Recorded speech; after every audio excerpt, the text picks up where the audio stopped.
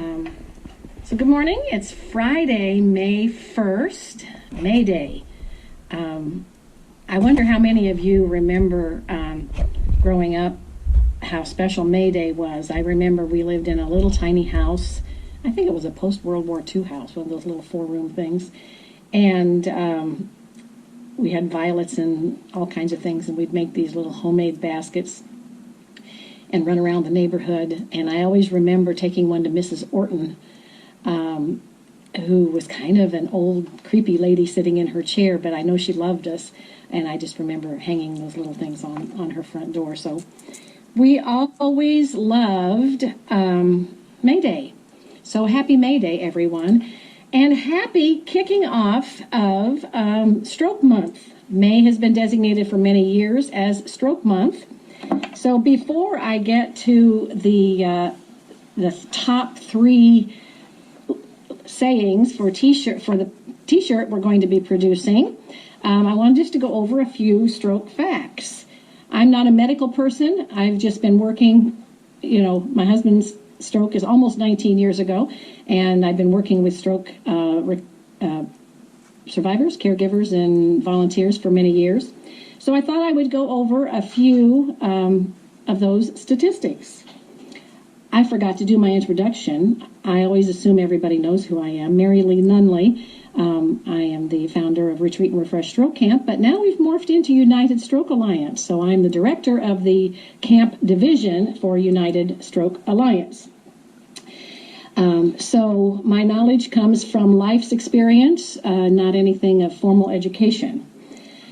So why do we have a whole month honoring stroke? I think one of the reasons is that in any given year, about 795 people have a stroke. Of those 795, about 610 survive. So that does leave a lot of individuals who survive a stroke, and many, if not most of them, have some disability, some challenge going forward. It is still the number one reason for disability. It's number 5 for death, so we are making a little progress. It used to be 3. So we are making strides as far as that's concerned. 87% of the strokes are ischemic, and 13% are typically hemorrhagic. There's also a small percentage, this is just knowledge I've learned in the last few years, that are called cryptogenic strokes. And those are strokes where there is no known reason why the person would have had a stroke. It's often people that are in great health, don't have blood pressure issues, cholesterol issues, and so that's a separate kind of stroke, and we are learning more and more about that with a company that we have partnered with. So that is, it's comforting to those that have a cryptogenic stroke to know it's no fault of their own. It was kind of one of those fluke type things. As far as the ischemic and the hemorrhagic strokes, I like the analogy of your kitchen sink drain. No, let's do bathroom. The bathroom sink. You know how the drain goes down and has the trap? Well, an ischemic stroke is where, imagine that pipe got clogged, either all the way or almost all the way, so the water can't get through. Similar to a vessel in your neck, your back, your brain, where that vessel is blocked and the blood that's rich with oxygen can't get to the brain. So wherever that vessel supplies blood to the brain is where the damage is. The other one, the less percentage, is a hemorrhagic stroke, and that's as if the pipe burst. So underneath the sink, that pipe burst and you have water leaking everywhere. Imagine the blood leaking everywhere into your brain. They're handled differently when treated, and I'm not a medical person, I'm not going to go into all of that, but there is, for an ischemic stroke, there is treatment. If a person can get to that treatment quickly, that can help dissolve the clot if the clot is still blocking and causing damage. As far as a hemorrhagic stroke, they can clip off those vessels. There's brain surgery that they can do with that. But as I'll talk in just a few minutes, time is brain. And so every second, every minute, that you're not getting that treatment, you're losing brain cells. So, what is the cause of strokes other than the cryptogenic ones where there really isn't a clear picture? A lot of those things, if you've had one stroke, the chances are higher that you could have another, particularly in the earlier years. And I don't have those percentages in front of me. I printed off a whole lot of stuff from the CDC and didn't want to get too medical. But the main things that people need to watch for with their health care is high blood pressure. That is a definite factor. That means that the blood is pumping through your veins, through your system at a higher pressure. And that certainly is often the case with hemorrhagic strokes, but it also can have some impact if you've got some vessels that are clogged with cholesterol. High cholesterol being another one. And we produce cholesterol out of our liver, and our body can produce the cholesterol we need to keep things lubricated and moving. But often our diet or our lack of exercise and moving that cholesterol through our system can cause a buildup of cholesterol. So keeping track of that is good. Heart disease is another one, and certain heart conditions can cause the possibility of a stroke. One of them being AFib, and I don't understand this medically a whole lot, but atrial fibrillation is when the heart isn't fully pumping all the blood everywhere that it needs to go, and there can possibly be a small pooling of blood in the heart, and then in one of the pumps, that clot is pumped out. So managing any heart conditions that a person has. Another risk factor is diabetes. And I say unmanaged diabetes because a lot of people have diabetes. Unfortunately, our society has more of that than it ever has. But keeping those glucose levels down, those blood sugar levels down, extremely beneficial. And it's kind of like one of the people in the hospital explained this to me when John was in, is that when the glucose is really high, it's like instead of your blood being fluid, watery like it's supposed to be, it's more like syrup. It's thicker. It has that glucose in it. So it doesn't flow as quickly and efficiently. And if there's any cholesterol buildup or anything, that can add to it. There is one genetic indicator, and that is sickle cell disease, which is typically in Black and Hispanic population. And those sickle cells are not as rounded as our typical blood cells. And so sometimes that can cause a challenge. So how do you prevent stroke? I kind of touched on some of those things, but knowing your numbers, knowing your glucose numbers, your cholesterol numbers, keeping your blood pressure managed, and that can all be done through medication, diet, exercise. And one of the best things you can do is treat your heart to a good walk every day. That doesn't mean you have to do fancy aerobics or power anything. That doesn't hurt.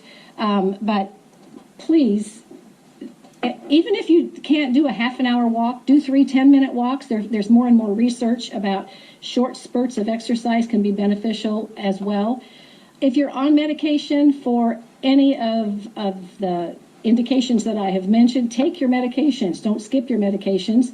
If one doesn't work or one is having side effects, talk to your medical professionals. They certainly know alternate medications and alternate ways. And I've had a lot of people that I've known over the years coming to camp that really took it seriously, lost weight, exercised, and they would able to go off medicines and lower all of their numbers. So just kind of think about being healthy as we kick off this beautiful sunny May Day. On another note, I spent the first half an hour of my morning on the deck with my tablet going this direction, that direction. I so badly wanted to be outside this morning, but I couldn't get the lighting so that I could even see myself on my iPad. So I'm back in the house. Maybe some afternoon I'll get outside. So that's kind of what I wanted to talk about as far as stroke education. We have trademarked the term "be faster," kind of our little phrase. And "be faster," each letter stands for something. And we expanded on the FAST and the "be fast" message that a lot of large organizations have honored and they use. But that's because we want to cover everything. And for Be Faster, B stands for balance. Sometimes a person is having a stroke and they may not have a clear-cut paralysis on one side or something, but just a terrible off balance. That can be a sign of a stroke. Typically, it's going to be with at least one of these other ones. E is for eyes. Sometimes it's like a curtain is coming down over the eyes or a curtain is closing in on the peripheral vision. So balance and eyes stand for the B. F is for face, and this is very, very classic in that if someone is having a stroke, typically, unless it's a brainstem stroke, typically the stroke is going to be on one side or the other. So if my stroke is on the left side, my right side is going to be affected. So my mouth might be drooping, so that would be face. You ask the person to smile, and when they smile, do they have a symmetrical smile, or is there drooping on one side? If that's the case, there's about an 80% chance they could be having a stroke. Arms is the second one, because maybe it doesn't show up on the face. Maybe they're not a very expressive person. You can't tell for sure. Have them hold out their arms, typically palms up, kind of as a command, and can they hold both of their arms out and keep them across from each other? If one droops or they can't lift one arm, definitely a sign of a stroke. Speech is the S, and that is, sometimes people lose speech. When my husband had his stroke, it was just gibberish. He immediately lost. It wasn't like a slow thing. Immediately he lost his speech. He not only couldn't talk, he couldn't understand what I was saying. So if the speech is garbled or confusing, or a person can't understand speech, ask a simple question. Can you say the sky is blue or the grass is green? See if they can understand and see if they can respond. If the speech is significantly affected, 80% chance there could be a stroke going on. T stands for time. Time is brain. We lose nearly 2 million brain cells every minute of a stroke. So we do have a lot of them. I can't remember the number, like 900 billion or something. We have a lot of brain cells, but we don't really want to lose any of them. And wherever you're losing them, that is where you're going to lose either motor or cognitive challenges within your body. ER, for Be Faster, this is an emergency. It requires ER, emergency response. And we say, please call 911. And the reason we call 911 is because those people are trained to assess for a stroke, to get some medical treatment started, and they can radio in to the stroke center or the hospital that you're going to, so a stroke team can be waiting for you right by the door, and you get that treatment quicker rather than later.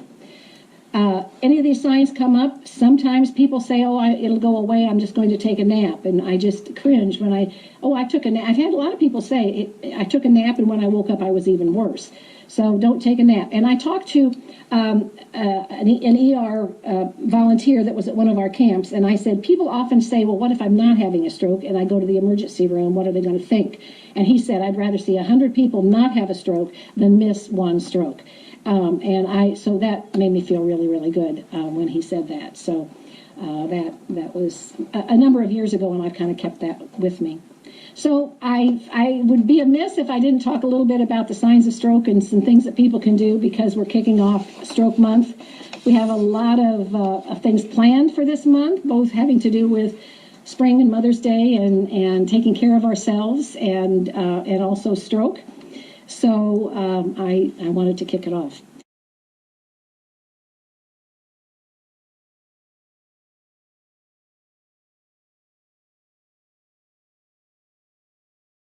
I know what mine would be is that the sooner you recognize that it's a marathon, the better you'll be. And don't try and do everything, like all at once. Know that you have time to work on the recovery, because it is a marathon, it's not a sprint. And that's one of the things I think some of us caregivers can wear ourselves out. So, that's kind of the thing that I would say. And I didn't ask John to participate this morning, but I know one of the things he would say is, if you need a nap, take a nap, because he worried about the fatigue for a long time, about the incredible fatigue that he had. And it took a while before we recognized that that's very, very common